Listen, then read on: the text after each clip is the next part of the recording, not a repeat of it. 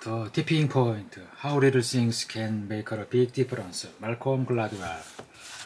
Chapter 4. The Power of Context. Part 1. Green Cottage and the Rise and Fall of New York City Crime. On December 22nd, 1984, the Saturday before Christmas, Bernard Guage left his apartment in Manhattan's Greenwich Village and walked to the IRT subway station to 14th Street of 7th Avenue. He was a slender man in his late 30s with sandy-colored hair and grass, dressed in jeans and a windbreaker. At the station, he boarded the number 2 downtown express train and sat down next to 4 young black men. There were about 20 people in the car, but most sat at the other end, avoiding the 4 teenagers, because they were, as eyewitnesses would say later, horsing around and acting rowdy. Coach seemed oblivious. "How are ya?" One of the 4, Tony Canty, said to Guech, and he walked in. Canty was lying almost prone on one of the subway benches.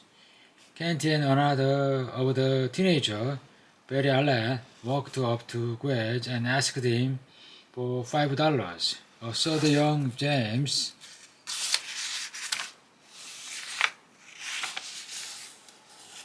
Asuma gestured toward the suspicious-looking bulge in his pocket, as if he had a gun in there. "What do you want?" Guage asked. "Give me $5.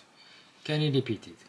Guage looked up, and he would say later, so that Canty's eye was shiny, and he was enjoying himself.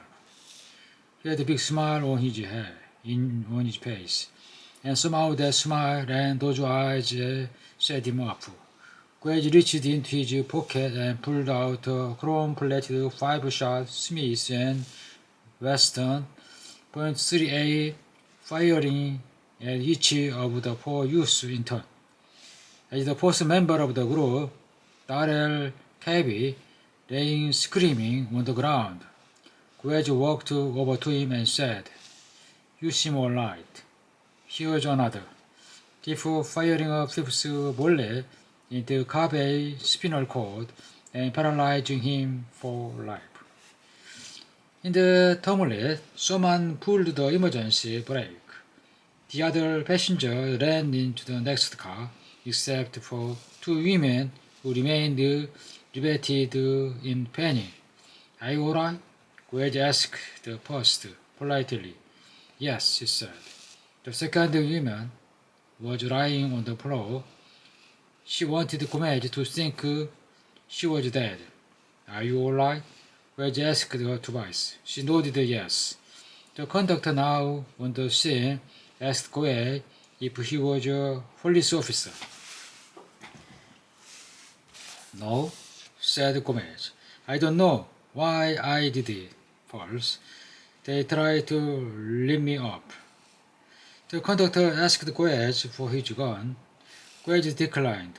He walked through the downway at the front of the car, unhooked the safety chain, and jumped down onto the track, disappearing into the dark of the tunnel. In the day that followed, the shooting on the IRT caused a national sensation. The 4 youths all turned out to have criminal records. Cabby had been arrested previously for armed robbery, Canty for theft. 3 of them had sandwich screwdriver in their pocket. They seemed the embodiment of the kind of young thug feared by near all urban dweller. And the mysterious gunman who shot them down in the Lycron Evening Angel. The tabloid doubled Goez, the Soviet Brillante, and the Death Wish shooter. On radio call-in shows and in the street, he was treated as a hero, a man who had fulfilled the secret fantasy of every New Yorker who had ever been burgled or intimidated or assaulted on the subway. On New Year's Eve, a week after the shooting, Quez turned himself into a police station in New Hampshire. Upon his extradition to New York City, the New York Post ran two pictures on its front page. One of Quez, handcuffed and head bowed, being led into custody, and one of Troy Canty, black, defiant, eye-hooded, armed, faulted, being released from the hospital. The headlines read, led away in cuff while wounded mugger walked to freedom. When the case came to trial, Quez was easily acquitted on charge of assault and attempted murder. Outside Quez's apartment building, on the evening of the verdict, there was a local impromptu street party.